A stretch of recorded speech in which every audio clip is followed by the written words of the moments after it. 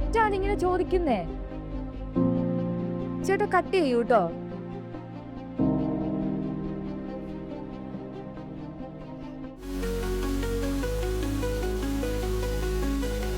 Hi, story behind യുയിലേക്ക് സ്വാഗതം. അതിശയകരമായ പ്രതിഭകളുടെ പ്രചോദനാത്മകമായ യാത്രകൾ ഞങ്ങൾ നിങ്ങളിലേക്ക് കൊണ്ടുവരുന്നു. ഇന്ന് ഞങ്ങളുടെ കൂടെ ഒരു വ്യക്തി, എനിക്ക് തോന്നുന്നു 2019 തുടങ്ങിയ യാത്ര, സിനിമയിലേക്കുള്ള ഒരു കാൽവയ്പ്. ഒരു പെൺകുട്ടിയാണ് നമ്മുടെ കൂടെ ഉണ്ട്, അതിശ്വ മോഹൻ. ആ പേരിന് തന്നെ എന്തോ ഒരു പ്രത്യേകത, അതിശയിപ്പിക്കുന്ന ഒരു പ്രത്യേകത തോന്നുന്നുണ്ട്. ശരിയാണോ?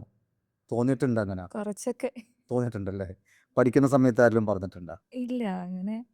ഓക്കെ, അപ്പോൾ സ്ഥലം തിരുവനന്തപുരം. അപ്പോൾ ഒന്ന് സേഫായിട്ടൊന്ന് പറഞ്ഞോ. എൻ്റെ നാട് ട്രിവാൻഡ്രം ആണ്. നെയ്യാഡാം അമ്പൂരി ഡാമിൻ്റെ അടുത്താണ്. ഡാമിൻ്റെ അടുത്തൊരു ചെറിയൊരു ഗ്രാമപ്രദേശമാണ്. ഓക്കെ. എൻ്റെ പേര് ശരിക്കും അശ്വതി മോഹൻ എന്നായിരുന്നു. അശ്വതി മോഹൻ എന്നായിരുന്നു. അപ്പോൾ 2019 ഞാൻ ആക്ടിങ് ഫീൽഡിലേക്ക് വരുന്നത്. അപ്പോൾ എൻ്റെ ഫസ്റ്റ് സോങ് ഒരു ഓണപ്പാട്ടായിരുന്നു. ആ ടൈം 2019 സ്റ്റാർട്ടിങ്. അപ്പോൾ ഇഷാൻ ദേവ് സർ സിംഗർ. അപ്പോൾ സാറിൻ്റെ കൂടത്തായിരുന്നു ആദ്യത്തെ അഭിനയം ഞാൻ സ്റ്റാർട്ട് ചെയ്തത്. അപ്പോൾ അതിൻ്റെ ഡയറക്ടറാണ് എൻ്റെ പേര് ചേഞ്ച് ചെയ്തത്, അതിശ്വ മോഹൻ. ഓക്കെ, നല്ല പേരാട്ടാ. Thank you. നല്ലൊരു വെറൈറ്റി നെയിം. അതെ ഈ മേഖലയിലേക്ക് 2019 കടന്നു വന്നു. അതെ. അപ്പോൾ 2019 സിനിമാ മേഖലയിലേക്ക് ആദ്യത്തെ കാൽവയ്പ് വയ്ക്കുന്നതിന് മുൻപ് എന്തായിരുന്നു അതിശ്വ മോഹൻ എന്ന് പറഞ്ഞ വ്യക്തി?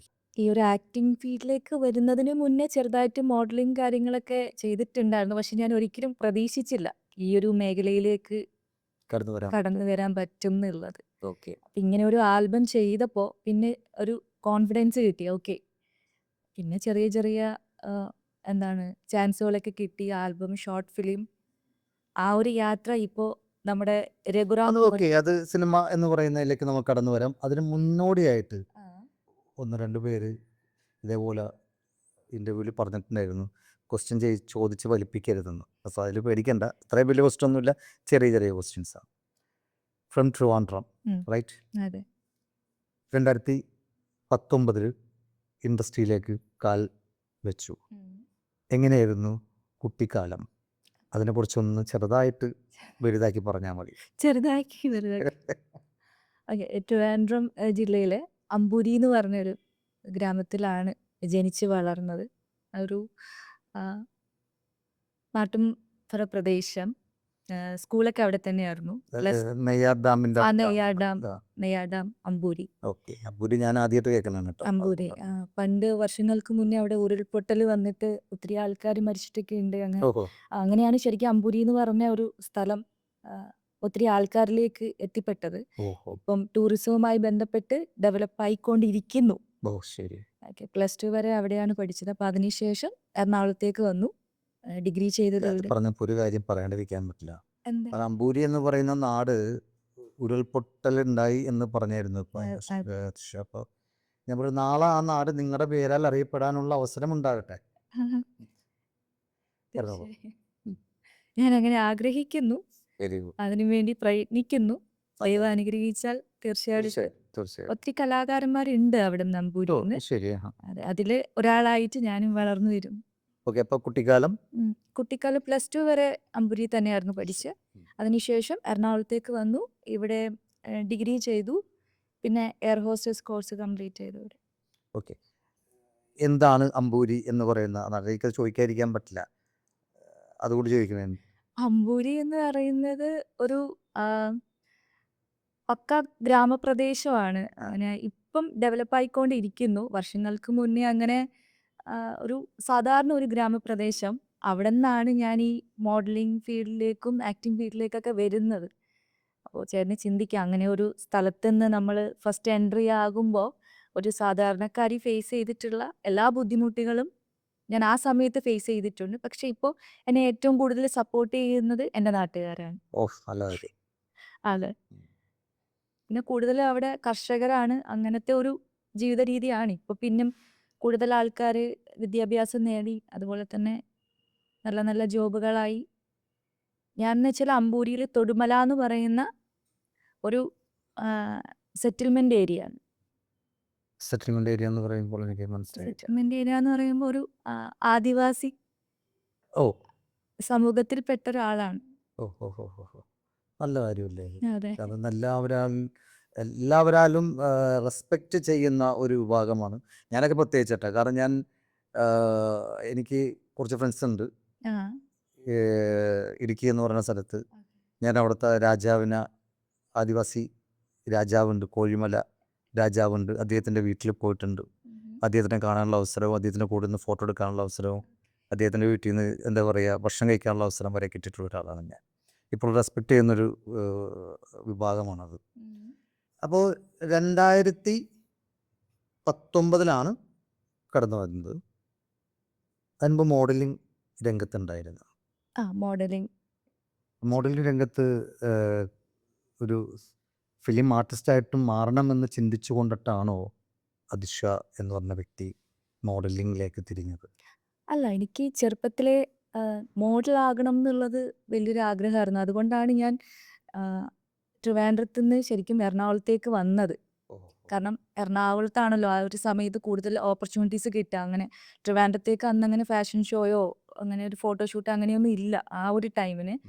2013 ഞാൻ ഫസ്റ്റ് ചെന്നൈ സിൽസിന് വേണ്ടിയിട്ടൊരു ഫോട്ടോഷൂട്ട് ചെയ്യുന്നത്. ഓ അത് ശരി. അതെന്ന് വെച്ചാൽ ഞാൻ എയർ ഹോസ്റ്റസ് കോഴ്സ് കഴിഞ്ഞിട്ട് ആ ഒരു റിസൾട്ട് വരുന്ന ആ ഒരു ഗ്യാപ്പിൽ ഞാൻ ചെന്നൈ സിൽസിൽ സെയിൽസ് ഗേളിലായിട്ട് കയറിയിട്ടുണ്ടായിരുന്നു. അപ്പോൾ ഇങ്ങനെ ഇൻ്റർവ്യൂ ചെയ്യുന്ന ടൈമിന് അവിടുത്തെ സാർ ഇങ്ങനെ ചോദിച്ചു, റിസൾട്ട് വന്നു കഴിഞ്ഞാൽ അതായത് ഈ ജോബ് വിട്ടു പോകില്ലേ എന്ന് ചോദിച്ചപ്പോൾ ഞാൻ പറഞ്ഞു, ഇല്ല സാർ എനിക്ക് മോഡലാകണം, അതാണ് എൻ്റെ ആഗ്രഹം എന്ന് പറഞ്ഞു. പക്ഷെ സാർ അത് മൈൻഡിൽ വെച്ചിട്ട് ആ വർഷത്തെ നമ്മുടെ ആഡി സെയിലില്ലേ ആ ആ അതിന് എന്നെ ചെന്നൈ സിൽക്സിൻ്റെ മോഡലായിട്ട് വിളിക്കുകയും അതിന് ഷൂട്ട് ചെയ്തു. അതെനിക്ക് കരിയറിൽ ഇപ്പോഴും ഞാൻ ഓർത്ത് വെക്കുന്ന ഒരു നിമിഷം. ഒരു സ്റ്റാർട്ടിങ് ചേഞ്ച് അല്ലേ? Starting change. ഓക്കെ, നല്ല കാര്യം. ചെന്നൈ സിൽസിന് വേണ്ടി. ചെന്നൈ സിൽക്സിന് വേണ്ടിയിട്ട് 2013 അതിനുശേഷം പിന്നെ ഒരു മോഡൽ എന്ന നിലയിൽ വേറെ എന്തൊക്കെ ചെയ്തിട്ടുണ്ട്? അതിനുശേഷം സത്യം പറഞ്ഞാൽ എനിക്ക് അത് അങ്ങോട്ട് കണ്ടിന്യൂ ചെയ്ത് റാമ്പിൽ ഇറങ്ങാനുള്ള അവസരം കിട്ടിയിട്ടുണ്ട്? 1-2 റാം ഷോസ് ചെയ്തിട്ടുണ്ട്. ചെയ്തിട്ടുണ്ട്. അതെ. ഓക്കെ. പക്ഷെ ആ ഒരു ടൈമിന് നമുക്കത് വിന്നർ കാറ്റഗറിയിൽ ഇല്ല അങ്ങനത്തെ പോയിട്ടില്ല. കോമ്പറ്റീഷൻ. ഓക്കെ. അപ്പോൾ മോഡൽ എന്ന നിലയിൽ നിന്ന് നേരെ 2019 മൂവി ഫീൽഡിലേക്ക് കടന്നു വന്നു. അതെ, അതിലേക്ക് കടക്കാം നമുക്ക്. തീർച്ചയായും. ഈ മോഡലിംഗ് എന്നല്ല, ഏത് ഫീൽഡാണെങ്കിലും വെല്ലുവിളികൾ നിറഞ്ഞതായിരിക്കും, ഉള്ള കാര്യം തന്നെയാണ്. അപ്പോൾ ചോദിക്കുന്നത്, നിങ്ങൾ ആദ്യമായിട്ട് മോഡലിങ്ങിലേക്ക് വന്നപ്പോൾ നിങ്ങൾക്ക് അങ്ങനെ മോഡലിംഗ് എന്ന് പറയുന്നത് ഒരു ഗ്ലാമർ സിനിമയും അത് തന്നെയാണ്. അപ്പോൾ എന്തെങ്കിലും നിങ്ങൾക്കൊരു എഫക്ഷൻ മീൻസ് ബുദ്ധിമുട്ടുകളോ തടസ്സങ്ങളോ ഉണ്ടായിട്ടുണ്ടോ? മോഡലിങ്ങിലേക്ക് വന്ന ആ ഒരു ടൈമിന് തീർച്ചയായും ഞാൻ ഇങ്ങനെ ഒരു സ്ഥലത്തുനിന്ന് വന്നതുകൊണ്ട് തന്നെ എനിക്ക് ശരിക്കും പറഞ്ഞാൽ നല്ല ബുദ്ധിമുട്ടും അല്ലെങ്കിൽ നമ്മളെ ഹെൽപ്പ് ചെയ്യാനായിട്ട് ആരും ഇല്ലല്ലോ. അപ്പം നമ്മൾ തന്നെ തീർച്ചയായിട്ടും ഞാൻ ആ ക്വസ്റ്റ്യൻ എന്ന് പറയുമ്പോഴത്തേക്കും അത് ഈ കേൾക്കുന്നവരും പലരും പല രീതിയിൽ എടുക്കുന്ന ക്വസ്റ്റ്യനാണ്. അപ്പോൾ അതിൻ്റെ അകത്ത് വെച്ചാൽ ഇപ്പം നമുക്ക് വീട്ടിൽ നിന്നൊരു സപ്പോർട്ട് എന്ന് പറയുന്നത്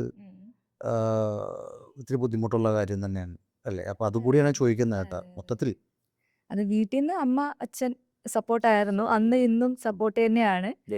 അപ്പോൾ പിന്നെ അറിയാലോ ആ ഒരു ടൈമിന് നമ്മൾ പെട്ടെന്ന് മോഡലിംഗ് ഫീൽഡിലേക്ക് എൻട്രി ആകുന്നു. അപ്പം നമ്മൾ ഫോട്ടോഷൂട്ട് നമ്മൾ അങ്ങനത്തെ കോസ്റ്റ്യൂമൊക്കെ ഇടുമ്പോൾ സ്വാഭാവികമായിട്ടും ഉണ്ടാകുന്ന എതിർപ്പുകൾ അതിപ്പോൾ ഫാമിലിയിൽ നിന്നാണെങ്കിലും അമ്മ അച്ഛൻ ഒഴികെ ഫാമിലിയിൽ നിന്നാണെങ്കിലും നാട്ടുകാരുടെ ഇടയിൽ നിന്നാണെങ്കിലും ഉണ്ടായിട്ടുണ്ട്. പക്ഷെ ആ ഒരു ടൈമിനൊക്കെ അമ്മ അച്ഛൻ എന്താ പറഞ്ഞതെന്ന് വെച്ചാൽ, നിനക്ക് എന്താണോ ഇഷ്ടം അത് നീ ചെയ്യുക, അല്ലേ നാളെ നീ ഒരു നല്ലൊരു പൊസിഷൻ എത്തുമ്പോൾ ഈ പറയുന്ന എല്ലാ ആൾക്കാരും നിന്നെ സപ്പോർട്ട് ചെയ്യും, ഇല്ലേ?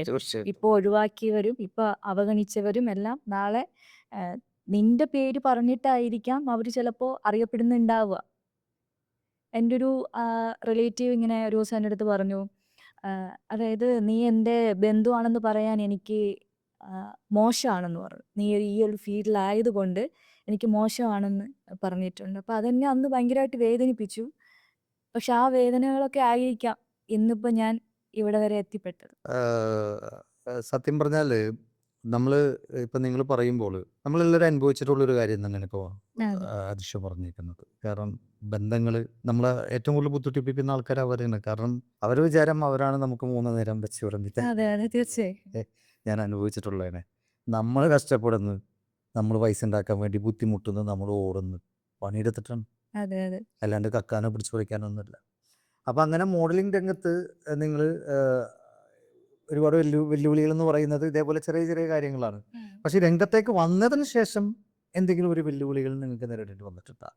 ഈ ഒരു ഫീൽഡിൽ വന്നതിന് ശേഷം ഈ പറഞ്ഞ പോലെ തന്നെ ഇപ്പം ഇതൊരു വളരെ എന്താണ് പറയുക, നമുക്ക് എന്നെപ്പോലെ ഒരാൾക്ക് ഈ ഒരു ഫീൽഡ് നിലനിന്ന് പോവാന്ന് പറയുന്നത് ഭയങ്കര കഷ്ടമായിരുന്നു. ഉം. ഇപ്പോൾ ഒരു നോർമൽ ഒരാൾ എന്താണ് ഈ ഒരു ഫീൽഡിലേക്ക് വന്നതിനെ കഴിഞ്ഞിട്ടും, കാരണം ഞാൻ ഈ ഒരു ആ, സമൂഹത്തിൽ നിന്ന് വന്നതുകൊണ്ട് തന്നെ എനിക്ക് ആൾക്കാരെ മനസ്സിലാക്കുക എന്നുള്ളത് ഭയങ്കര ഒരു ബുദ്ധിമുട്ടുള്ളൊരു സംഭവമായിരുന്നു.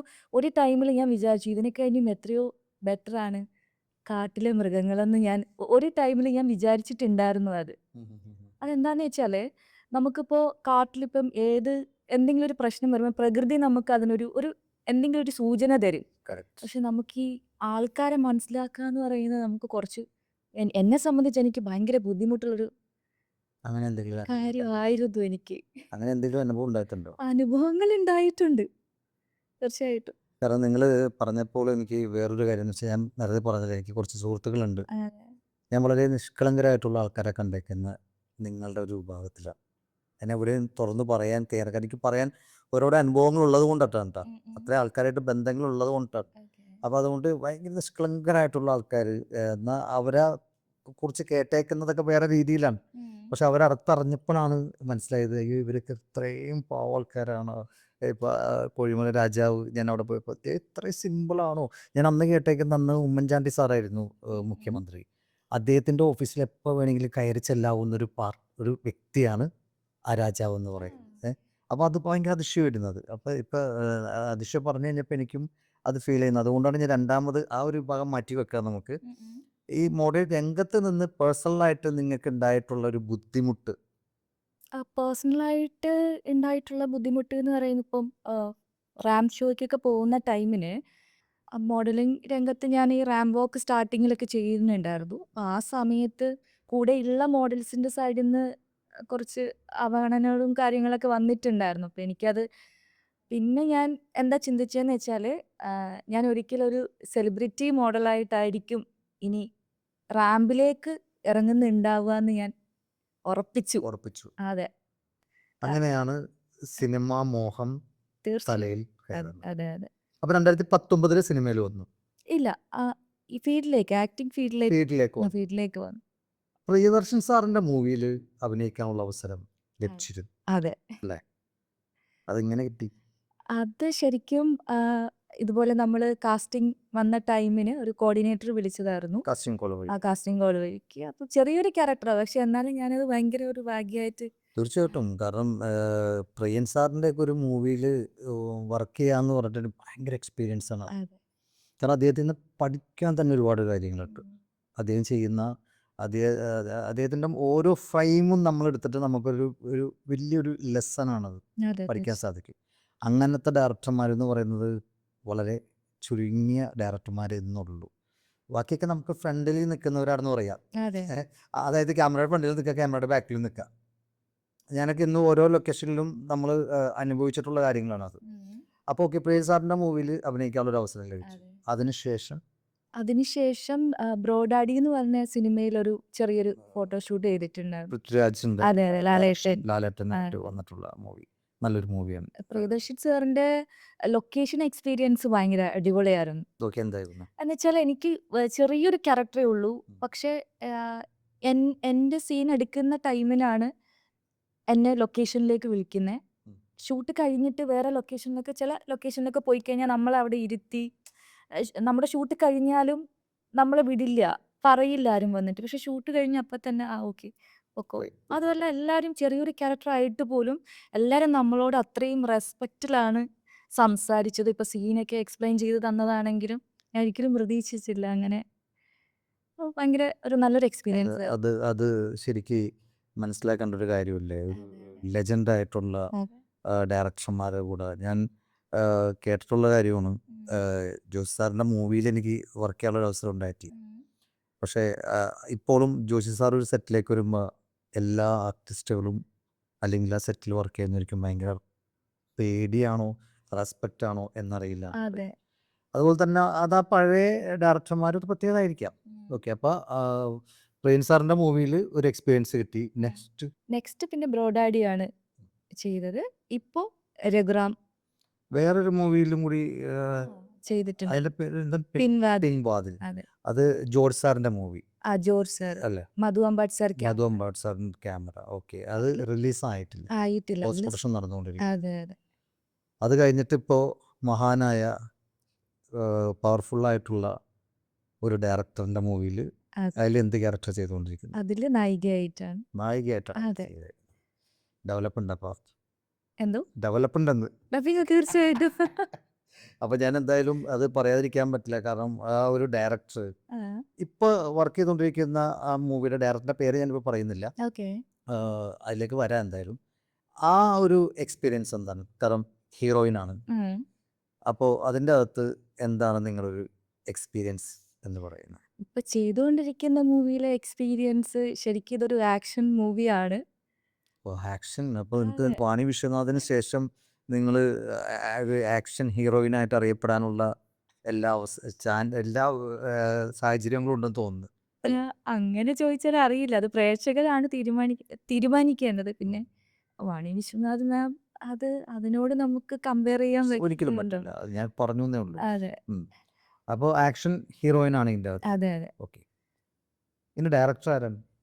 സൈനു ചാവക്കാട്. ഈ സൈനു ചാവക്കാടിനെ കൊണ്ട് തോറ്റിരിക്കുകയാണ്. കാരണം പുള്ളി പരീക്ഷണങ്ങൾ കൊണ്ട് നിറഞ്ഞൊരു മനുഷ്യനാണ്. ഇത് കാടിൻ്റെ അകത്തൊക്കെ ഷൂട്ട് ഉണ്ടായിരുന്നു തോന്നുന്നല്ലേ? ഉണ്ടായിരുന്നു. ഉണ്ടായിരുന്നു. ഇനിയിപ്പോൾ കഴിഞ്ഞിട്ടില്ലെന്ന് തോന്നുന്നു ഇല്ല ഷൂട്ട്. ഇല്ല, ഇനി 10 ഡേയ്സും കൂടെ ഉണ്ട്. 2 ഡേയ്സ് ബാലൻസ് ഉണ്ട്. അപ്പോൾ സൈനു ചാവക്കാടൻ എൻ്റെ ഫസ്റ്റ് ഇൻ്റർവ്യൂ പുള്ളിയായിട്ടായിരുന്നു. അതെ. ഓക്കെ. മൂവികളിങ്ങനെ എല്ലാ വർഷവും ഓരോ മൂവികൾ ചെയ്തുകൊണ്ടിരിക്കുന്ന അതെ. ഒരു ഡയറക്ടർ. അദ്ദേഹത്തിൻ്റെ കൂടെ വർക്ക് ചെയ്യാൻ സാധിക്കുക എന്ന് തന്നെ വലിയൊരു കാര്യമാണ്. കാരണം വെച്ചിട്ടുണ്ടെങ്കിൽ ഞാൻ അദ്ദേഹത്തിൻ്റെ സെറ്റുകളിൽ വന്നിട്ടുണ്ട്, പൂജകൾ അറ്റൻഡ് ചെയ്തിട്ടുണ്ട്. പക്ഷെ ഇത്രയും സൈലൻ്റ് ആയിട്ടുള്ളൊരു മനുഷ്യൻ, അങ്ങനത്തെ ഒരു ഡയറക്ടറെ നിങ്ങൾക്ക് കിട്ടിയത് തന്നെ ഭാഗ്യമാണ്. അതെ അല്ലേ? തീർച്ചയായും. അതെ അതെ അത് തീർച്ചയായും. തോന്നിയിട്ടുണ്ട് അത്. അപ്പോൾ ഓക്കെ, അപ്പോൾ എന്തായാലും അതിൽ നല്ലൊരു ക്യാരക്ടർ ഇപ്പോൾ ചെയ്തുകൊണ്ടിരിക്കുന്നത്. അതിൻ്റെ അകത്ത് ഹീറോ അത് തമിഴ് മലയാളം കൂടിയല്ലേ ചെയ്യുന്നത്? തമിഴ് മലയാളമാണ്. ആ. ആർട്ടിസ്റ്റ് ആദേശ് ബാര. ബലസ. അതെ അതെ, തമിഴ് ആർട്ടിസ്റ്റ്. അറിയാം. രഘുറാമിൽ ആക്ഷൻ ഹീറോയിനായിട്ട് വർക്ക് ചെയ്യുന്നു. രഘുറാമിലേക്ക് എത്തിപ്പെടാനുള്ള അവസരം എങ്ങനെ നിങ്ങൾ വന്നു? അതൊന്ന് വിശദമായിട്ട് തന്നെ പറഞ്ഞു. അത് ശരിക്കും ഇതിന്റെ കാസ്റ്റിംഗ് നടക്കുന്ന ടൈമിന് ഞാൻ ഇതിനു മുന്നേ ഒരു വർക്ക് ചെയ്തിട്ടുണ്ടായിരുന്നു. പുഴയാണോട് എന്ന് പറഞ്ഞിട്ടുള്ളൊരു മ്യൂസിക്കൽ ആൽബമാണ്. പക്ഷെ അതിലൊരു ഫൈറ്റ് ചെയ്യുന്ന ഒരു ചെറിയൊരു സീൻ ഉണ്ടായിരുന്നു. അത് ഞാൻ കട്ട് ചെയ്തിട്ട് ഇൻസ്റ്റാഗ്രാമിൽ പോസ്റ്റ് ചെയ്തിട്ടുണ്ടായി. ഈ കാസ്റ്റിംഗ് നടക്കുന്ന ടൈമിന് ആ ഒരു റീല് കണ്ടിട്ട് അങ്ങനെയാണ് എന്നെ കോണ്ടാക്ട് ചെയ്തത്. ആരാണ് കോണ്ടാക്ട് ചെയ്തത്? അത് ശരിക്കും നികേഷ് നാരായണൻ ഓക്കെ. പ്രൊഡക്ഷൻ കൺട്രോളറാണ്. അപ്പോൾ ചേട്ടൻ എനിക്ക് മെസ്സേജ് ഇട്ടു. അങ്ങനെ സംസാരിച്ചിട്ട് പിന്നെയാണ് എൻ്റെ നമ്പർ മേടിച്ചിട്ട് സൈനു സാറിന് കൊടുത്തു. സൈനു ചാവക്കട. സൈനു ചാവക്കാടൻ. എന്നിട്ട് സാറ് വിളിച്ചു. ഞാൻ ഡയറക്റ്റ് പോയി മീറ്റ് ചെയ്തു. ഞാൻ സൈനു എന്ന് പറയുമ്പോൾ സൈനു സാർ എന്നൊക്കെ പറയും. സൈനു ചാവക്കാടൻ എടുത്തെടുത്ത് പറയുന്ന കാര്യം. ഓക്കെ. അതിന് സൈനു ചാവക്കാടൻ സാറ് നിങ്ങളെ കോണ്ടാക്ട് ചെയ്തു. അതെ അതെ, സൈനു ചാവക്കാടൻ സാർ നേരിട്ട് കണ്ടു. നേരിട്ട് പോയിട്ട് കണ്ടു. അപ്പോൾ സാറ് എൻ്റെ അടുത്ത് ആകെ ചോദിച്ച ഒരേ ഒരു ക്വസ്റ്റ്യനേ ഉള്ളൂ.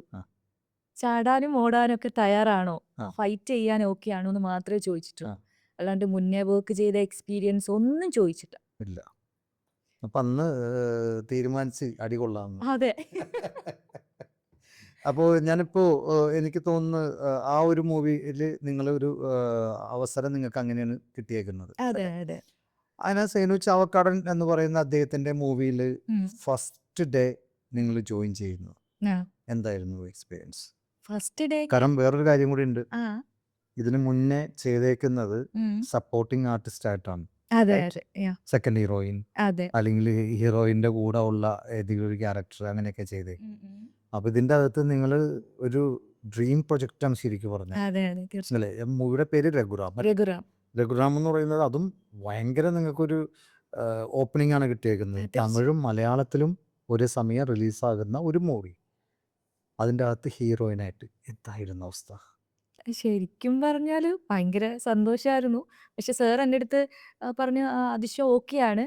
സ്റ്റോറി എല്ലാം പറഞ്ഞു." അപ്പോൾ ഞാൻ എന്നെ വിളിക്കുമോ? കാരണം ഇതിന് മുന്നേ നമുക്കിങ്ങനെ ഡയറക്ടേഴ്സിനെ നമ്മൾ മീറ്റ് ചെയ്യും. അവരെല്ലാം ഓക്കെയാന്ന് പറയും. പക്ഷെ ചിലപ്പോൾ നമ്മളെ വിളിക്കില്ല. പ്രൊജക്റ്റ് സ്റ്റാർട്ടായി അതിന് ശേഷമായിരിക്കും നമ്മൾ അറിയുന്നുണ്ടാവുക ഓക്കെ സ്റ്റാർട്ടായി എന്നുള്ളത്. അപ്പം ഞാനും ഓക്കെ വിളിക്കില്ലായിരിക്കും. വെറുതെ പറഞ്ഞു പോയതാണെന്നൊക്കെ ഞാൻ സ്റ്റാർട്ടിങ്ങിൽ ചിന്തിച്ചു. ചിന്തിച്ചു. അറിയില്ലല്ലോ. അപ്പം എൻ്റെ അടുത്ത് ഇടയ്ക്ക് എന്നെ വിളിച്ചിട്ട് പറഞ്ഞു "അതിഷ അതായത് ബോഡി ശ്രദ്ധിക്കണം. വേറെ ഷൂട്ടിനൊക്കെ പോകുമ്പോൾ കാലൊടിയോ കൈ ഒടിച്ചോ ഒന്നും നിൽക്കരുത്" എന്നൊക്കെ പറഞ്ഞു. അപ്പം ഞാൻ ചോദിച്ചു ഞാൻ ശരിക്കും സെലക്ട് ആയോ? ഉം. കാരണം എനിക്ക് വിശ്വസിക്കാൻ പറ്റില്ല. കാരണം ഇത്രയും വലിയൊരു പ്രൊജക്റ്റിൽ എന്നെ നായികയാക്കി സ്വാഭാവികമല്ലേ?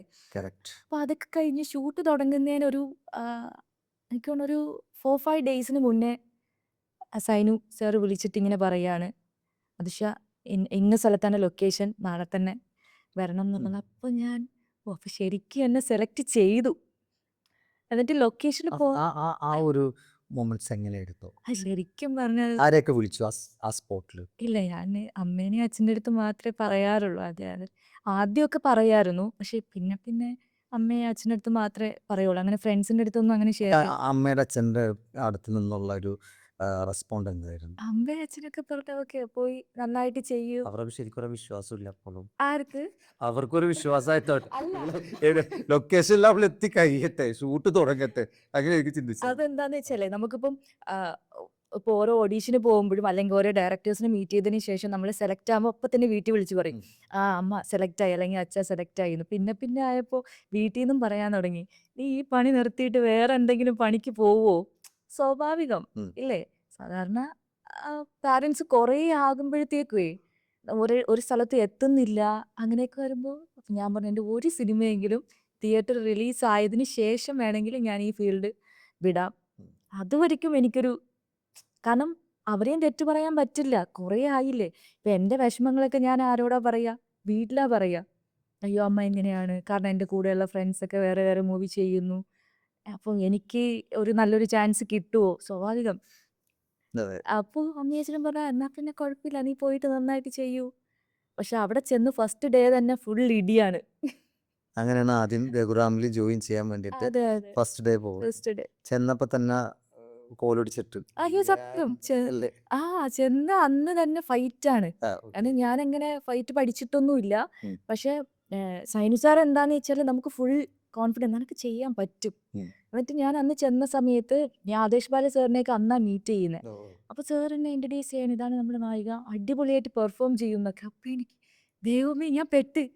കാരണം സാർ പറഞ്ഞ് എല്ലാവരും പറയുന്നില്ല ആദിശ നന്നായിട്ട് പെർഫോം ചെയ്യും. അപ്പം ഞാൻ സാറ് എന്നോട് അത്രയും വിശ്വാസം വെച്ചിട്ടുണ്ട്. അല്ല, പുള്ളിയുടെ ഒരു ക്യാരക്ടർ ഞാൻ പറഞ്ഞുതരാം. ഞാനിപ്പോൾ ഭയങ്കര ഫഡപ്പ് ഈ കുറച്ച് കാലഘട്ടമായിട്ടുള്ള പുള്ളിയായിട്ടൊരു കണക്ഷൻ ഉണ്ടായിട്ടുള്ളത്.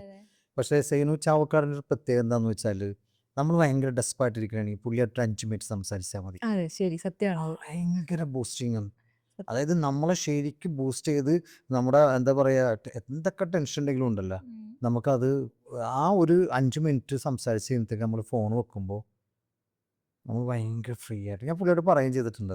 അത് സത്യമാണ്. സാറ് ലൊക്കേഷനിൽ എന്നൊക്കെ പറഞ്ഞു കഴിഞ്ഞാൽ എപ്പോഴും ആക്റ്റീവാ. ഇപ്പോൾ നമ്മൾ ചിലപ്പോൾ രാവിലെ ഷൂട്ട് തുടങ്ങിയിട്ട് പുലർച്ചെ 3 മണി വരെയൊക്കെ ഷൂട്ട് പോയിട്ടുണ്ട്. നമ്മളൊക്കെ കുറച്ച് കഴിയുമ്പോഴത്തേക്ക് ടയേർഡ് ആവൂലേ? പക്ഷെ സാർ എപ്പോഴും ഭയങ്കര ആക്റ്റീവായിരിക്കും. അത് കാണുമ്പോൾ നമുക്ക് തന്നെ ഓക്കെ നമുക്കും അതൊരു ഇത്തിരി ടെൻഷൻ അടിച്ച് കണ്ടത് ഞാനിപ്പോൾ ലാസ്റ്റ് ഞാൻ ലൊക്കേഷനിൽ വന്നപ്പോൾ നിങ്ങളുടെ നമ്മുടെ ആ ഒരു സെറ്റ് ഇട്ടേക്കുന്നു ഫൈറ്റ് ബാർ സെറ്റ് ഇട്ടത് അല്ലേ? ബാർ സെറ്റ് അവിടെ മാത്രമേ ഞാൻ നോക്കും പുള്ളി ഇങ്ങനെ ഇത്തിരി ടെൻഷൻ അടിച്ചിടക്കുന്നുണ്ട്. അപ്പം തന്നെ എനിക്ക് മനസ്സിലായി കാരണം ഇത് 1-2 ദിവസം ഫുൾ ഫൈറ്റ് തന്നെ ആയിരിക്കും. ഞാൻ അവിടെ നിന്ന് മുങ്ങി സ്പോട്ടിൽ. എന്നിട്ട് അപ്പോൾ സ്റ്റാർട്ടിങ് അങ്ങനെയായിരുന്നു. നിങ്ങളുടെ ഒരു ഫൈറ്റിലാണ് തുടക്കം. പിന്നീട് എന്താണ് രഘുറാം എന്ന് പറയുന്ന ആ ഒരു കഥ പറയണമെന്നല്ല കേട്ടോ പറയുന്നത്, കഥയല്ല, എന്നാലും അതിൻ്റെ അകത്ത് നിങ്ങളെന്ന് പറയുന്ന വ്യക്തി അതിനകത്തൊരു ഹീറോയിനാണ്, റൈറ്റ്? അപ്പോൾ ആ ഹീറോയിൻ നിങ്ങൾക്ക് ഹീറോ എന്ന് പറയുന്ന ഒരു വ്യക്തി ഉണ്ട്. ലവ് സോങ്ങും അങ്ങനെയുള്ളതൊക്കെ ഉണ്ടോ? ഇല്ല ലവ് സോങ്ങോ അങ്ങനെയൊന്നും ലവേ ഇല്ല. ലവേ ഇല്ല. എന്തും മനുഷ്യരാണ്. രാഹുല്ല ഫൈറ്റ് മാത്രം. ഫൈറ്റ് മാത്രം. ഓക്കെ. മറ്റൊരു മാസ് എന്നാണ് ഞാൻ കേട്ടേക്കുന്നത്. വേറൊരു വ്യക്തിയുടെ ഒരു മാസ് മൂവി, ഞാൻ പേര് പറയുന്നില്ല. ഓക്കെ. അത് അതേപോലത്തെ ആ ടൈപ്പ് ഓഫ് ഒരു മൂവി എന്നും കേട്ടിരുന്നു. അതെ, അതെ. എന്താണ് കൊല്ലും കൊലയും തന്നെയാണോ? തീർച്ചയായിട്ടും. ഉം. നല്ലൊരു തിയേറ്റർ എക്സ്പീരിയൻസ് ആയിരിക്കും എന്തായാലും. Very good. ഓക്കെ. അപ്പോൾ എന്തായാലും ഇനിയിപ്പോൾ ഇതേപോലത്തെ ഒരു ഇൻ്റർവ്യൂ എടുക്കാൻ നിങ്ങളെയൊക്കെ എന്താ പറയുക, പുറകെ നടക്കേണ്ട ഒരു അവസരം ആയിരിക്കും ഇനി വരാൻ പോകുന്നത് അല്ലേ? അപ്പോൾ രഘുരാമിൻ്റെ ഷൂട്ട് ഇനി കുറച്ച് ദിവസം കൂടി ഇനി ബാക്കി. ഒരു 10 ഡേയ്സും കൂടെ ഉണ്ട്. നെക്സ്റ്റ് എന്താണ് plan? നെക്സ്റ്റ് ഇപ്പം നിലവിൽ ഈ ഒരു മൂവി ഉം. നന്നായിട്ട് ചെയ്യാം മാക്സിമം. കാരണം ഫുൾ ഫൈറ്റ് ആയതുകൊണ്ട് നമ്മൾ വേറൊന്നും കമ്മിറ്റ് ചെയ്യാൻ പറ്റില്ല. കമ്മിറ്റ് ചെയ്യാൻ പറ്റില്ല. കാരണം എന്ന് വെച്ചാൽ എന്താ ഇപ്പോൾ ഒരു 3-4 ഡേയ്സ് കണ്ടിന്യൂസ് ഫൈറ്റ് തന്നെയായിരിക്കും നമുക്ക് വരുന്നുണ്ടാവുക ഷൂട്ട് സ്റ്റാർട്ട് ചെയ്ത് കഴിഞ്ഞാൽ. അപ്പോൾ അതിന് വർക്കൗട്ട് ചെയ്യണം, അങ്ങനത്തെ കുറേ കാര്യങ്ങളുണ്ട്. ബോഡി മെയിൻറ്റെയിൻ ചെയ്യണം.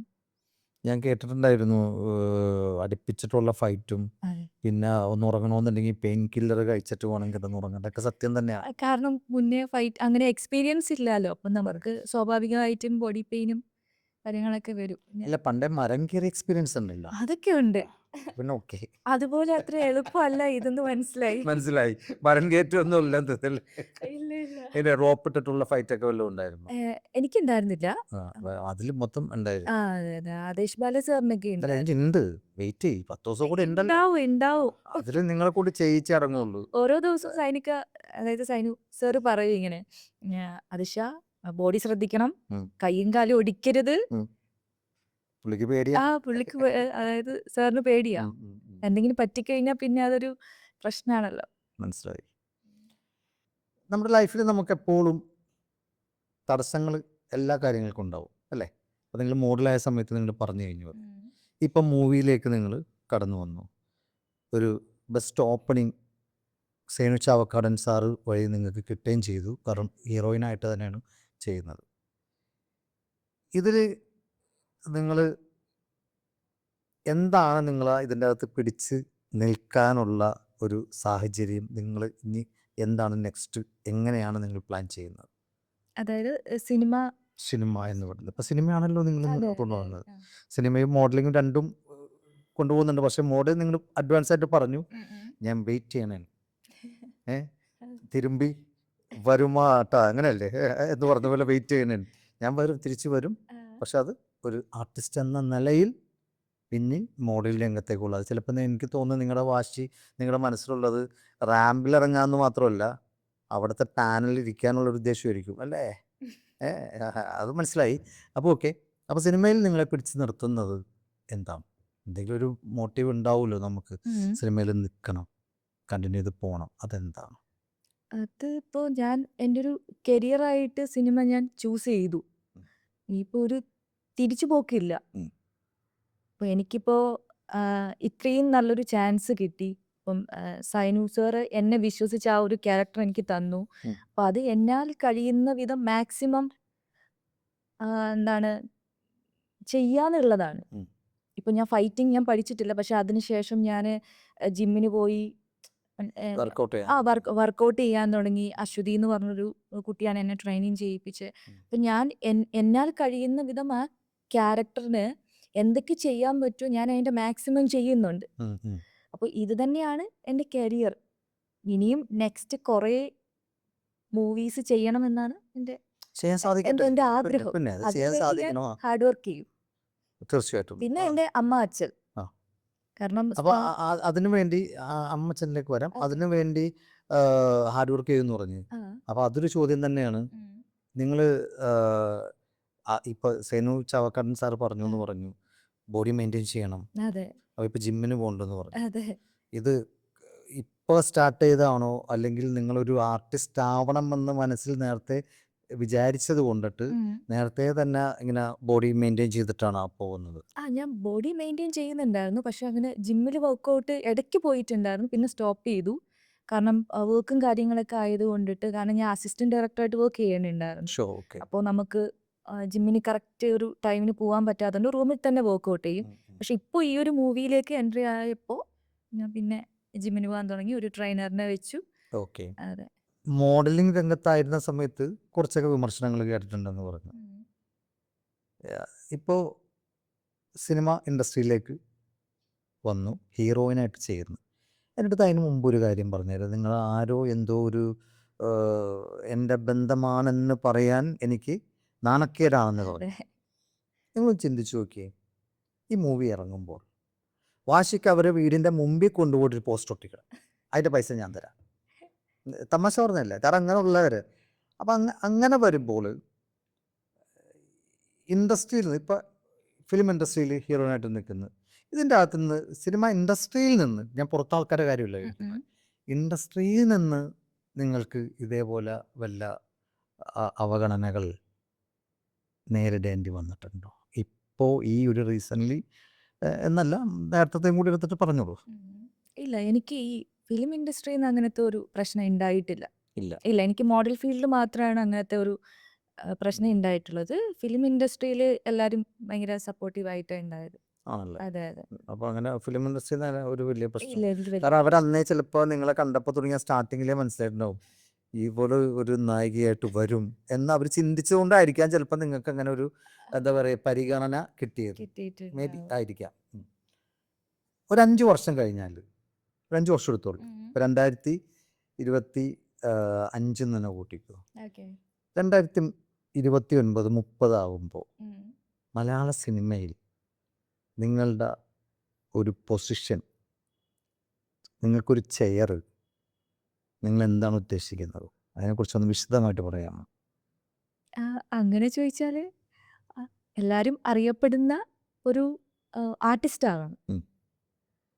കുറേ അവാർഡ്സ് ഒക്കെ കിട്ടി, നല്ല നല്ല മൂവീസൊക്കെ ചെയ്യാൻ പറ്റണം. Very good. പിന്നെ എനിക്ക് ഡയറക്ഷനിലേക്ക് ചെറിയൊരു താല്പര്യമുണ്ട്, ചിലപ്പോൾ പറയാൻ പറ്റില്ല. അത് വേറൊന്നുമല്ല, അതിപ്പോൾ നിങ്ങൾ ചെയ്യുന്ന മൂവി രഘുറാമിൽ വർക്ക് ചെയ്യുന്നതുകൊണ്ടാണ് നിങ്ങൾക്ക് അങ്ങനെ തോന്നുന്നത്. അദ്ദേഹത്തിൻ്റെ കൂടെ ആര് വർക്ക് ചെയ്താലും അടുത്തൊരു സിനിമ ഡയറക്ഷൻ ചെയ്യണമെന്ന് തോന്നുമല്ലേ? എനിക്ക് അങ്ങനെ ഒരു ആഗ്രഹം ഉണ്ട്. ഉണ്ട്. അതെ, അതിന് പറ്റിയ വല്ല പ്ലാനിങ് ഉണ്ടോ? പ്ലാനിങ് ആഗ്രഹമുണ്ട്, ചിലപ്പോൾ അത് കുറച്ച് വർഷങ്ങളൊക്കെ കഴിയുമ്പോൾ പ്രാവർത്തികമാകുമെന്ന് 5 വർഷത്തെ വിഷൻ എന്ന് പറയുന്നത് 5 വർഷം കൊണ്ട് മലയാള സിനിമയിൽ നിങ്ങൾക്കൊരു പൊസിഷൻ ഉണ്ടാക്കിയിരിക്കണം. തീർച്ചയായിട്ടും അത് ഈ രഘുറാമിലൂടെ സാധിക്കട്ടെ. ദൈവം അനുഗ്രഹിച്ചാൽ തീർച്ചയായിട്ടും അനുഗ്രഹം ഉണ്ടാവും. എന്തായാലും നല്ലൊരു സ്ഥാനം ഉണ്ടാക്കിയെടുക്കണം എന്ന് ആഗ്രഹിക്കുന്നുണ്ട്. ഏതൊരു ആർട്ടിസ്റ്റിനും ഒരു മനസ്സിൽ ഒരു വേഷം, ഇന്ന വേഷം എനിക്ക് ചെയ്താൽ കൊള്ളാമെന്നുണ്ട് തോന്നും. അതുപോലെ തന്നെ ഏതൊരു ആർട്ടിസ്റ്റും എനിക്ക് ഇന്ന ഡയറക്ടറുടെ കൂടെ, ആ ഡയറക്ടറുടെ കൂടെ എനിക്കൊന്ന് അഭിനയിക്കുമെന്ന് ഭയങ്കര ആഗ്രഹം. ഇപ്പം എൻ്റെ മനസ്സിലുണ്ട് അങ്ങനെ എന്ന് പറഞ്ഞ പോലെ. അതിശയൊക്കെ അങ്ങനെ ഒരു ഇത് തോന്നിയിട്ടുണ്ടോ? എനിക്ക് ഇന്ന വേഷം കിട്ടിയിരുന്നെങ്കിൽ, അല്ലെങ്കിൽ ഇന്ന ഡയറക്ടറുടെ കൂടെ എനിക്ക് അഭിനയിക്കുന്ന ഭയങ്കര ആഗ്രഹമുണ്ട്. അങ്ങനെ ഈ 2 കാര്യങ്ങൾക്കുള്ളൊരു ആൻസർ ഒന്ന് തരാമോ? അങ്ങനെ ഒരു ഡയറക്ടറിന്റെ പേരെടുത്ത് പറയാ കുറച്ച് ബുദ്ധിമുട്ടാണ്. എന്നാലും എനിക്ക് പ്രിയദർശൻ സാറിന്റെ മൂവിയിൽ ഒരു മുഴുവൻ നീള കഥാപാത്രം ചെയ്യണം. ചെയ്യണമെന്ന് ആഗ്രഹമുണ്ട്. അത് അദ്ദേഹത്തിൻ്റെ മൂവി എന്ന് പറയുമ്പോൾ അദ്ദേഹം ഒരു പ്രത്യേകത ഉള്ളൊരു ഡയറക്ടറാണ്. കാരണം ഏത് ജോണറിലെ മൂവിക്കാരെ, പുള്ളി ഒരു കോമഡി മൂവി ചെയ്യുന്ന ഡയറക്ടറാണെന്നാണ് പൊതുവെ ആളുകൾ വിചാരിക്കുന്നത്. കാരണം കിലുക്കം, അല്ലെങ്കിൽ അതേപോലത്തെ ഇപ്പോൾ ചന്ദ്രലേഖ, അങ്ങനെ പല പല സിനിമകൾ വന്നിട്ടുണ്ട്. പക്ഷെ പുള്ളി പ്രത്യേകിച്ച് പുള്ളി ഏത് ജോണറിലുള്ള മൂവി ചെയ്യാൻ തയ്യാറായിട്ടുള്ള മനുഷ്യൻ. അപ്പോൾ അദ്ദേഹത്തിൻ്റെ ഏത് കഥാപാത്രത്തിലാണ് നിങ്ങൾക്ക് ആഗ്രഹം മനസ്സിലുള്ളത്?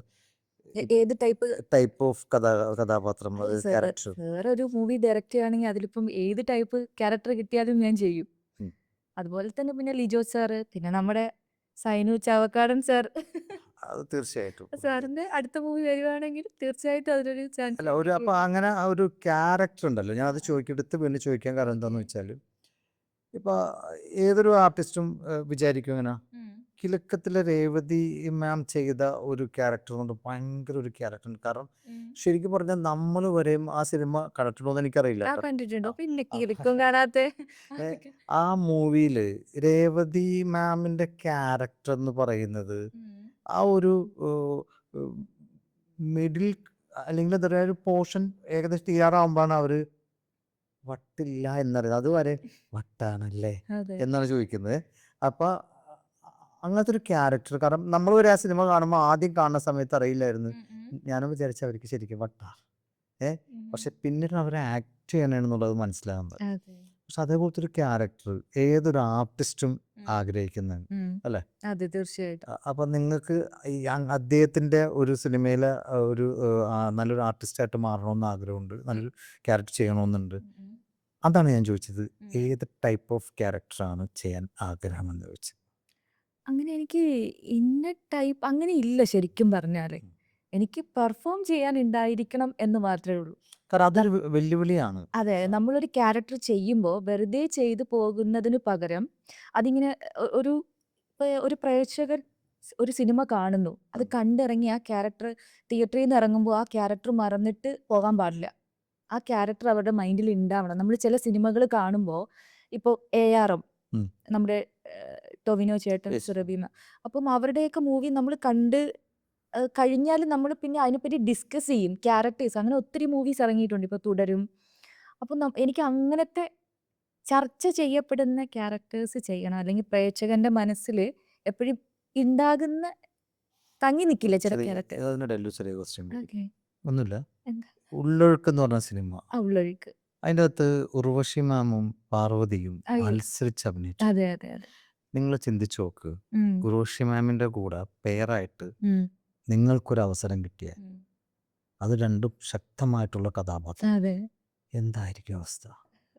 ശരിക്കും. ഏ ഒരു മത്സരം. കാരണം ഉർവശി മാം എന്ന് പറയുന്നത്, ഞാൻ പറയാ, ഇന്ന് മലയാള സിനിമയിൽ നമുക്കൊരിക്കലും പകരം വെക്കാൻ പറ്റില്ല. കാരണം അത്രക്ക് പ്രതിഭയാണ് അവർ, അതെ, അതെ. അത്രക്കൊരു പ്രതിഭയാണ് അവർ. അപ്പം അവരുടെ കൂടെ കട്ടക്കൊരു കഥാപാത്രം നിങ്ങൾക്ക് കിട്ടിയാൽ നിങ്ങൾ അവാർഡ് മേടിക്കുക, അവർ അവാർഡ് മേടിക്കുക. അങ്ങനെയല്ല ഒരു അതൊരു വർഷം. വാശിയാണത്. ഇല്ല, അങ്ങനെ ഇല്ല. മാമിന്റെ ഒക്കെ കൂടെ ഒരു ചാൻസ് കിട്ടുന്ന തന്നെ വലിയ വക. അത് തന്നെ ശരിക്കും ഒരു അവാർഡാണ്. മാമിനോടൊന്ന് പറഞ്ഞാൽ മതി, ധൈര്യമായിട്ട് പറഞ്ഞു, ഇപ്പൊ തന്നെ പറഞ്ഞോ. ഇല്ല, ഈ ഒരു ഇന്റർവ്യൂ കാണുന്ന അല്ലേ, അതെ.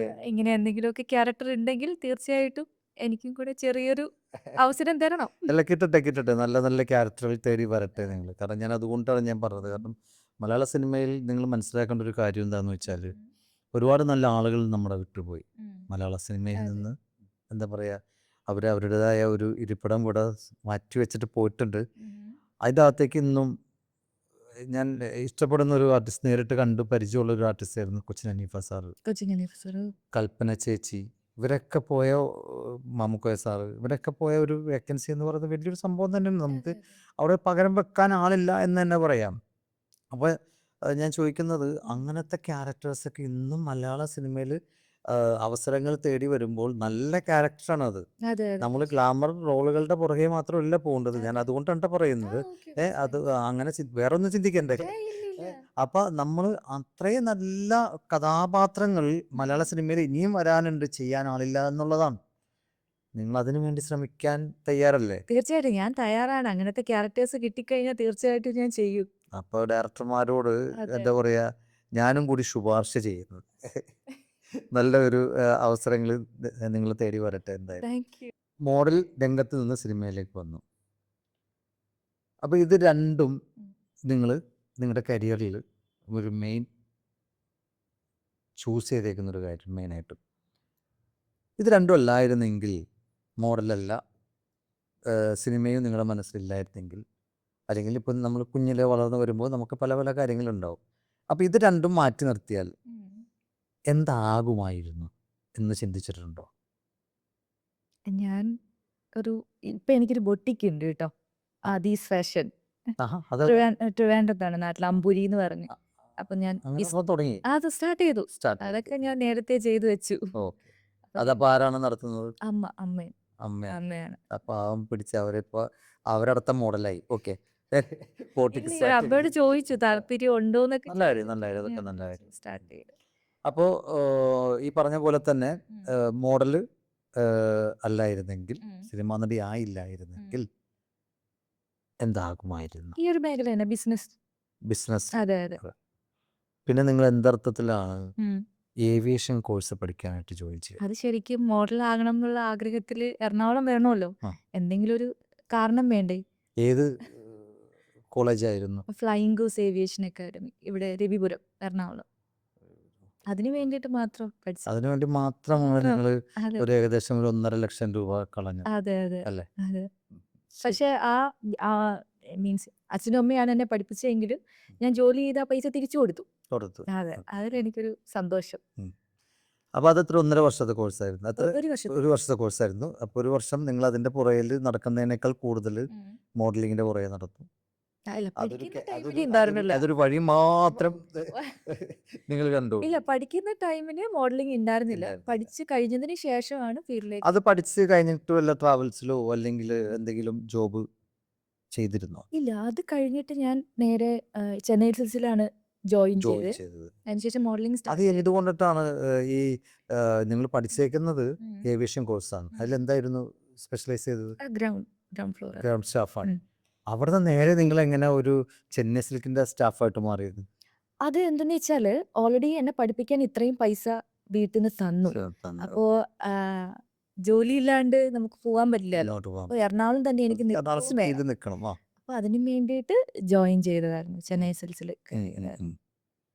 അപ്പോൾ എനിക്ക് തോന്നുന്നു മോഡൽ രംഗം തന്നെ സിനിമ എന്ന് പറയുന്നത് മനസ്സിൽ അന്നേ നിശ്ചയിച്ചത് കൊണ്ട് വേറെ ഒന്നും വേണ്ട എന്നുള്ള രീതിയിൽ തന്നെ നിന്നു. അല്ല, സിനിമ അന്ന് എന്റെ മനസ്സിൽ ഉണ്ടായിരുന്നില്ല. ഇല്ല. മോഡൽ മോഡലിംഗ് ആകാന്നുള്ളത് മാത്രമായിരുന്നു. പക്ഷെ നമുക്കൊരു ബാക്ക് സപ്പോർട്ട് ഇല്ലാത്തത് കൊണ്ട് തന്നെ എനിക്ക് അങ്ങോട്ട് എത്തിപ്പെടാൻ പറ്റിയില്ല.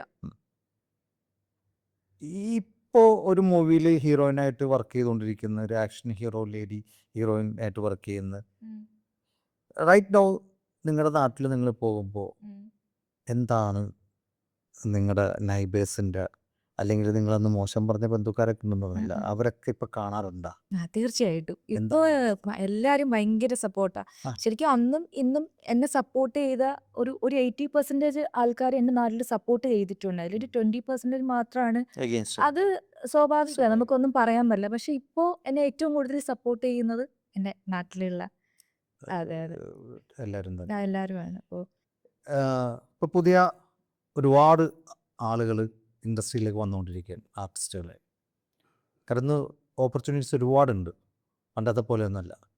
പണ്ട് ചെന്നൈ പോകണം, നല്ലൊരു അവസരം കിട്ടണമെന്നുണ്ടെങ്കിൽ ഇന്ന് കൊച്ചിയിൽ തന്നെ എല്ലാം കൈക്കുമ്പിൾ ഉണ്ടെന്ന് പറയില്ലേ, കൈൻ്റെ ഉള്ളിൽ തന്നെ എല്ലാം ഉണ്ട്. അങ്ങനത്തെ ഒരു അവസ്ഥയിൽ പണ്ടത്തെ ഞാൻ നേരത്തെ പറഞ്ഞു കഴിഞ്ഞു, ഡയറക്ടർമാർ വരുമ്പോൾ പേടി അല്ലെങ്കിൽ ഒരു ഉത്ഭയം ഉണ്ടായിരുന്നു എല്ലാവർക്കും. ഇപ്പോഴും എല്ലാവരും കമൽ സാറിനെ ആണെങ്കിലും, കമൽ സാറൊക്കെ പിന്നെയും കമ്പനിയാണെന്ന് പറയുക, അദ്ദേഹത്തിൻ്റെ ആ മൂവിൽ വർക്ക് ചെയ്യാനുള്ള അവസരം ലഭിച്ചിട്ടുള്ള ഒരാളാണ് ഞാൻ.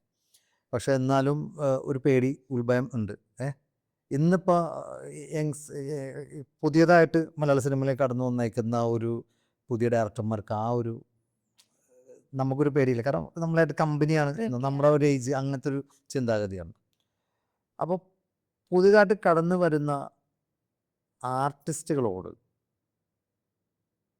എന്തെങ്കിലും ഒരു അഡ്വൈസ് അവർക്ക് അതിശ കൊടുക്കാനുണ്ടോ? അഡ്വൈസ് എന്ന് പറയുമ്പോൾ ഫസ്റ്റിനെ നമ്മൾ നോ പറയേണ്ട സ്ഥലത്ത് നോ പറയാൻ പഠിക്കുക എന്നുള്ളതാണ്. പിന്നെ സ്വന്തമായിട്ട് തീരുമാനങ്ങൾ എടുക്കാൻ ശീലിക്കുക. നമുക്ക് അഡ്വൈസ് തരാൻ കുറേ ആൾക്കാരുണ്ടാവും, പക്ഷെ എപ്പോഴും നമുക്ക് സ്വന്തമായിട്ടൊരു തീരുമാനം ഉണ്ടായിരിക്കണം. അതാണ് അവർക്ക് കൊടുക്കാൻ. അതെ, മെയിനായിട്ട് അതാണ്. നോ പറയേണ്ടടുത്ത് നോ നോ പറയാൻ പറയണം. പഠിക്കുക.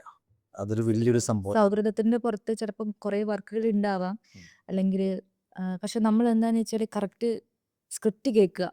കേട്ടതിന് ശേഷം മാത്രം ഒരു പ്രൊജക്റ്റിലേക്ക് എൻട്രി ആവുക. അല്ലെങ്കിൽ ചിലപ്പോൾ നമ്മൾ ലൊക്കേഷനിൽ ചെല്ലുമ്പോഴായിരിക്കും പല സീൻസുകളും അറിയുന്നുണ്ടാവുക. അപ്പോൾ ആ സമയത്ത് നമുക്ക് ഒന്നും പറയാൻ പറ്റില്ല.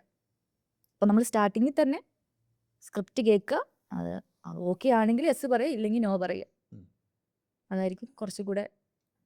ആ ഒരു കാര്യത്തിൽ മാത്രമാണ് നോ എസ് എന്ന്. അല്ല, എല്ലാ കാര്യത്തിലും. ഈ നോ പറയേണ്ടടുത്ത് പറയണമെന്ന് പറഞ്ഞു. എന്തെങ്കിലും ഒരു അനുഭവം നിങ്ങളുടെ ലൈഫിൽ അങ്ങനെ ഉണ്ടായിട്ടുണ്ടോ, പ്രത്യേകിച്ച് മൂവി ഇൻഡസ്ട്രിയിൽ വന്നതിന് ശേഷം? വലിയൊരു സംഭവം തന്നെയാണ് അത്. വലിയൊരു ക്വസ്റ്റ്യൻ തന്നെയാണ്. വലിയൊരു ക്വസ്റ്റ്യൻ. അത് ഈ ഫിലിം ഇൻഡസ്ട്രിയിൽ നിന്നല്ല, എല്ലാ സ്ഥലങ്ങളിലും ഉണ്ട്. പക്ഷെ കൂടുതലായിട്ടും ഈ ഒരു ഫീൽഡാണ് പറയപ്പെടുന്നത്. ഞാൻ ചോദിക്കേണ്ടതെന്ന് നേരത്തെ വിചാരിച്ച കാര്യമുണ്ട്, പക്ഷെ ഇപ്പം എനിക്ക് ചോദിക്കാതിരിക്കാൻ പറ്റില്ല. എന്തെങ്കിലും ഒരു ബാഡ് എക്സ്പീരിയൻസ് അങ്ങനെ ഉണ്ടായിട്ടുണ്ടോ? ഇല്ല, എനിക്കങ്ങനെ ഉണ്ടായിട്ടില്ല. പക്ഷെ ഫ്രണ്ട്സ് ഒക്കെ പറഞ്ഞിട്ട് കേട്ടിട്ടുണ്ട്. ഇപ്പം ഞാൻ സ്റ്റാർട്ട് ചെയ്തിട്ടല്ലേ ഉള്ളൂ, ഇനി അങ്ങോട്ടുള്ള ഇതെനിക്ക് അറിയില്ല. പക്ഷെ അതും പോയി കയ്യിൽ നിന്ന് പോയി. ഞാൻ എന്തെങ്കിലുമൊക്കെ ആയിട്ട് നിങ്ങളോട് ചോദിക്കാന്ന് വെച്ചാൽ അത് അങ്ങനത്തെ ഒരു എക്സ്പീരിയൻസ് ഇല്ല. ഓക്കെ, ഉണ്ടെങ്കിലല്ലേ പറയാൻ പറയാൻ പറ്റുള്ളൂ. പറ്റുള്ളൂ. ശരി, ഈ അന്ന് സ്ക്രിപ്റ്റ് സമ്മതിച്ചു. ഈ സ്ക്രിപ്റ്റിന്റെ കാര്യത്തിൽ പറ്റിയിട്ടുണ്ട്. ആ. സൗഹൃദത്തിന്റെ പുറത്ത് ഞാൻ കറക്റ്റ് ചിലപ്പോൾ വായിക്കാണ്ടൊക്കെ പോയിട്ട് ലൊക്കേഷനിൽ എത്തിയതിന് ശേഷം പല സീനുകളും ചെയ്യാൻ പറ്റില്ല എന്ന് പറഞ്ഞിട്ട് അങ്ങനത്തെ സംഭവങ്ങൾ ഉണ്ടായിട്ടുണ്ട്. അപ്പോൾ അത് എനിക്ക് മാറ്റണം എന്ന് ഞാൻ ആഗ്രഹിക്കുന്ന ഒരു കാര്യമാണ്. ഇപ്പം ആരെന്ത് സ്റ്റോറി പറഞ്ഞാലും ഞാനത് വളരെ ക്ലിയർ ആയിട്ട് കേട്ട് കേൾക്കും. മനസ്സിലാക്കിയതിന് എന്തൊക്കെ ശേഷം. സീൻസുകളാണ് ഉള്ളത് എന്ന് വളരെ വ്യക്തമായി കേട്ട് മാത്രമേ ഒരു തീരുമാനം എടുക്കുള്ളൂ. ഇതിനി എന്ത് ഫ്രണ്ട്ഷിപ്പിന്റെ പുറത്താണെങ്കിലും അങ്ങനത്തെ അപ്പൊ അതാണ് ഇനി വരുന്ന ആൾക്കാരോട് വ്യക്തമായിട്ട് അതെ, പറയാനുള്ള ഒരു അതെ. കാര്യം. നെക്സ്റ്റ് എന്താണ് പ്ലാൻ? നെക്സ്റ്റ് എന്താന്ന് വെച്ചാല് രഘുറാം തന്നെയാണ്. ഇപ്പൊ കോൺസെൻട്രേഷൻ അതെ അതെ ആ പ്രൊജക്റ്റ് നല്ല രീതിക്ക് കംപ്ലീറ്റ് ചെയ്യണം. അപ്പൊ രഘുറാമിനും അദിഷ മോഹനും നല്ല ഒരു ഭാവി സ്റ്റോറി ബിഹൈൻഡ് യു എന്ന ഈ പ്രോഗ്രാമിലൂടെ ഞങ്ങൾ നേരുന്നു. Thank you. ഞങ്ങൾക്ക് നല്ല നല്ല പ്രൊജക്റ്റുകൾ നിങ്ങളെ തേടിയെത്തട്ടെ. ഇത് കാണുന്ന ഒരുപാട് ഡയറക്ടർമാരുണ്ട്, അതേപോലെ തന്നെ പല മേഖലയിലുള്ളവരുണ്ട്. ഇവർക്കെല്ലാം നിങ്ങളെ വിളിക്കാനുള്ളൊരു അവസരം ഉണ്ടാവട്ടെ എന്നാണ് നമ്മുടെ ഒരു വലിയൊരു ചെറിയൊരു പ്രാർത്ഥനയാണ്. അത് വേറൊന്നും കൊണ്ടല്ല, നമ്മുടെ ചുറ്റുപാടുള്ളവർ വളരണം എന്ന് ആഗ്രഹിക്കുന്ന ആൾക്കാരാണ് ഞങ്ങൾ. ഒരുപാട് പേര് കഷ്ടപ്പെട്ട് ബുദ്ധിമുട്ടുന്ന ഒരു മേഖല തന്നെയാണ് സിനിമാ മേഖല എന്ന് പറയുന്നത്. നിങ്ങളൊരു സിനിമ ആർട്ടിസ്റ്റാണ്, അറിയാം. നിങ്ങൾ വർക്ക് ചെയ്ത ഇപ്പോൾ അദിഷ പറഞ്ഞു 2 ദിവസത്തെ ഷൂട്ട് ഫൈറ്റ് സീൻ ഉണ്ടായിരുന്നു. ഞാൻ ആ ലൊക്കേഷനിൽ വന്നു. അവിടെ എത്ര ആർട്ടിസ്റ്റുകളുണ്ടായിരുന്നു? അതെ. ജൂനിയർ ആർട്ടിസ്റ്റ്, സ്റ്റെൻഡിൽ വർക്ക് ചെയ്യുന്നവർ, അല്ലേ? ഇവരൊക്കെ വളർന്ന് വലിയ ആളുകളാവണമെന്ന് അവരുടെ മനസ്സിലും ആഗ്രഹങ്ങൾ ഉണ്ടാവാം, അല്ലേ? എല്ലാം ഒരുപാട് ആളുകളുടെ പ്രയത്നമാണ് ഒരു സിനിമ എന്ന് പറയുന്നത്. അപ്പോൾ അതൊക്കെ വലിയ വലിയ വിജയങ്ങളായിട്ട് മാറണം. തീർച്ചയായും. അപ്പോൾ താങ്ക് യു വെരി മച്ച്.